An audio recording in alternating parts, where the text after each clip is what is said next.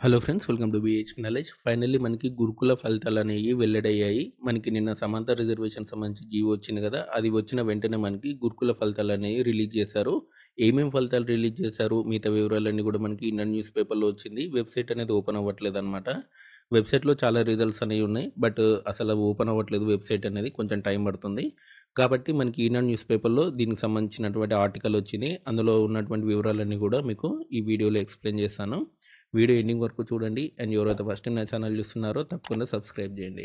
And ఇంకా చూడండి, మనకి ఈనాడు న్యూస్ పేపర్లో వచ్చింది, మహిళలకు సమాంతర రిజర్వేషన్ల అమలుపై న్యాయ వివాదం ముగియడం. ఈ మేరకు ప్రభుత్వం మెమో జారీ చేయడంతో గురుకుల నియామక ప్రక్రియ అడ్డంకులు తొలగిపోయాయి.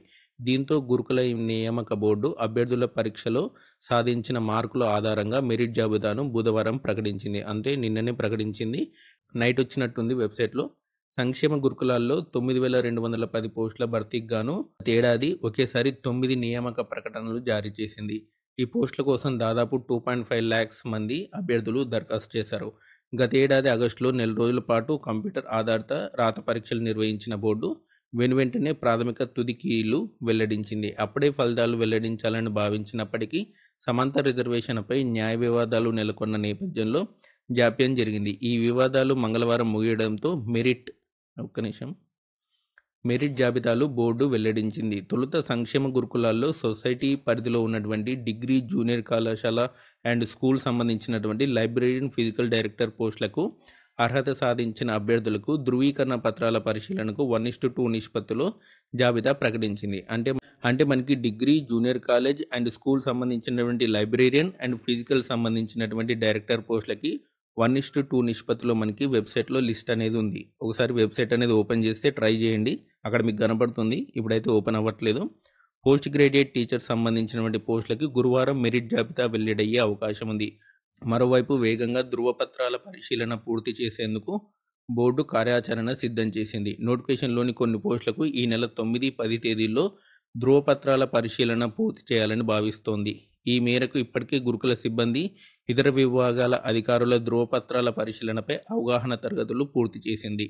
లైబ్రేరియన్, ఫిజికల్ డైరెక్టర్ పోస్టులకు సంబంధించినటువంటి ఫలితాలు వెల్లడించాలంటే డెమో తరగతులు పూర్తి చేయాల్సింది. ఈ తరగతులను 10, 11, 12 తేదీల్లో పూర్తి చేయాలని బోర్డు భావిస్తుంది. ఈ ప్రక్రియ వేగంగా 3 రోజుల్లో పూర్తి చేసేందుకు వీలుగా 13 డెమో తరగతుల మూల్యాంకనం బోర్డులను నియమించింది. ఈ నెల 13 నాటికి ప్రక్రియ పూర్తి చేసి ఈ నెల 14న అభ్యర్థులకు నియామక పత్రాలు అందజేయాలని బోర్డు భావిస్తుంది. అంటే మనకి ఈ వీకే పోస్టింగ్ కూడా వచ్చేస్తుంది అనమాట. అందరికీ నియామక పత్రాలు కూడా వచ్చేస్తుంది, లైబ్రరీకి సంబంధించి, ఫిజికల్ డైరెక్టర్ సంబంధించి. సో కాబట్టి ప్రభుత్వం వేగంగా గురుకులకు సంబంధించినటువంటి జాబ్స్ ఇవ్వాలని చూస్తుంది. సో కాబట్టి కంపల్సరీ గురుకుల విద్యార్థులందరికీ కూడా గుడ్ న్యూస్ అని చెప్పుకోవాలి. వెంటనే మీకు పోస్టింగ్లు కూడా వచ్చేసాయి.